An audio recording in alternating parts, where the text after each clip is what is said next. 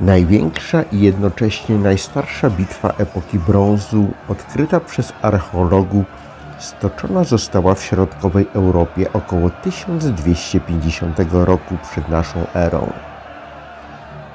Do tego epickiego starcia doszło w dolinie rzeki Talenze, czyli nieco na zachód od Odry.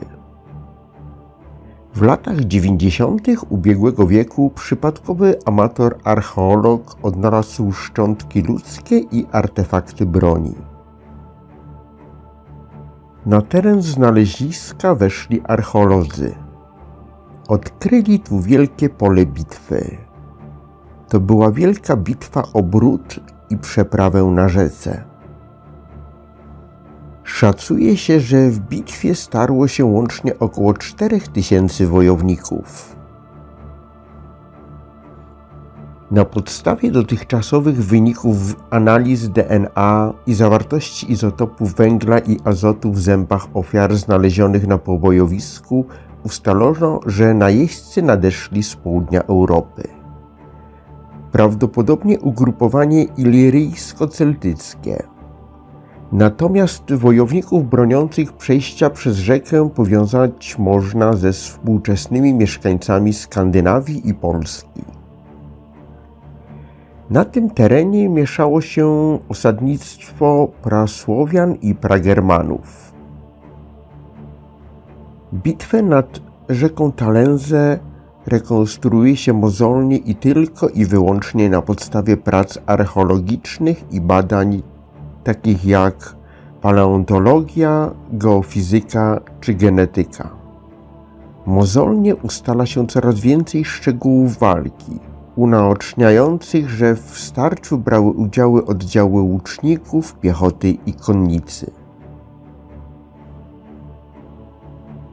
Na podstawie dostępnych ustaleń badaczy spróbujmy odtworzyć przebieg bitwy. Cofnijmy się 3273 lata temu.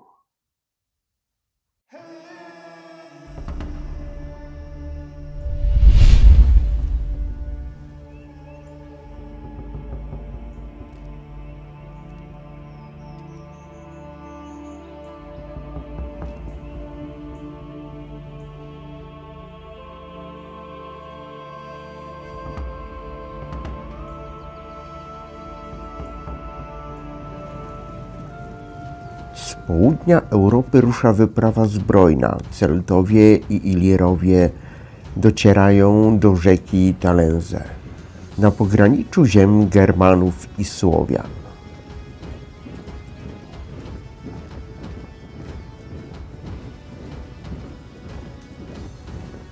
Zwiadowcy tych plemion od dłuższego czasu obserwują nadciągających wojowników z południa. Wieści roznoszą się szybko.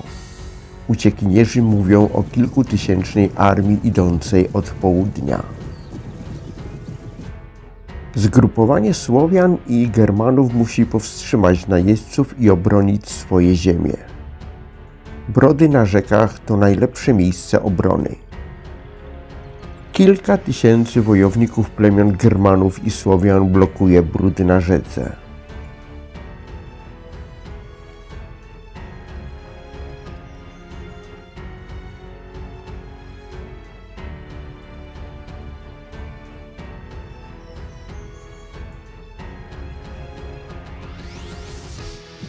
Rozpoczyna się bitwa.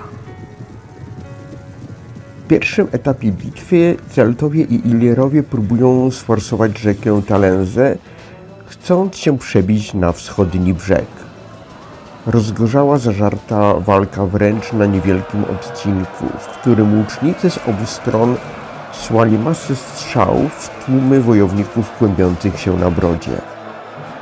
Atak został odparty z ciężkimi stratami po obu stronach i walka zaczęła przenosić się stopniowo w dół rzeki. Atakujący podejmowali kolejne próby sforsowania rzeki, w trakcie których wspierani byli przez własne oddziały łuczników. Łucznicy Słowian i Germanów odpierają ataki. Próba sforsowania rzeki trwała kilka dni.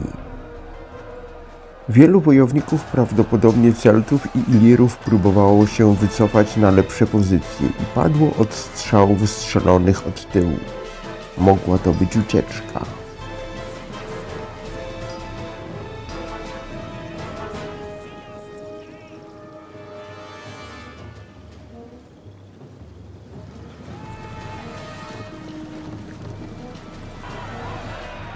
W ostatnim etapie bitwy jedna ze stron, prawdopodobnie najeźdźcy, skupiła wszystkie swoje siły na niewielkim podwyższeniu terenu i próbowała odeprzeć zaciekłe ataki strony przeciwnej. Ponieważ straty ludzkie ocenia się tu na co najmniej 50%, być może najeźdźcy ulegli niemal całkowitej zagładzie. Większość poległych stanowili młodzi mężczyźni w przedziale wiekowym od 20 do 30 lat. Spośród nich u 27% zidentyfikowano zaleczone rany z poprzednich walk. Wskazuje to zdaniem archeologów, że wśród walczących byli zawodowi wojownicy.